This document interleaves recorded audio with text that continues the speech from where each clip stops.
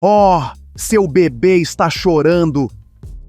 Sim, ela está com fome. Rápido, alimente-a! Sim, eu sei.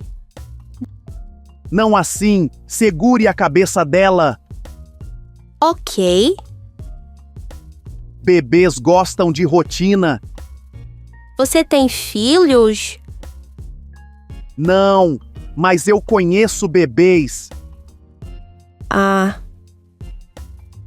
Quantos meses ela tem? 6 meses. Perfeito, legumes.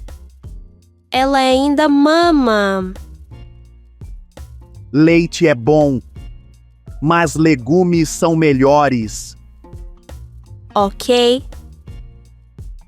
E livros, leia para ela. Com 6 meses? Sim, é bom para o cérebro. E você lê muito? Eu? Não, eu assisto TV. Ah, Seu bebê dorme bem. às vezes. Hora de dormir às 19 horas. E você? Eu durmo às 3 da manhã. Por quê? Eu jogo videogame. Ah, Ela também precisa se mover. ela tem 6 meses. Sim, braços, pernas. E você faz esportes? Não, eu odeio isso. Mas é importante. Para ela, sim. Para mim, não.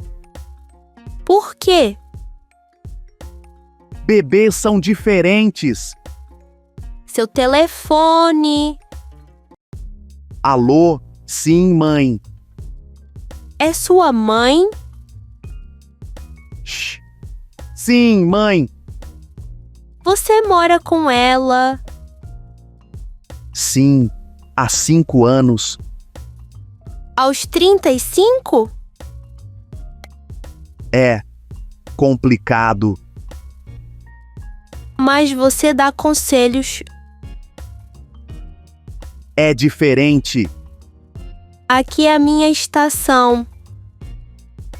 Rotina, legumes, livros. Esportes, sono, independência. Talvez. Tchau!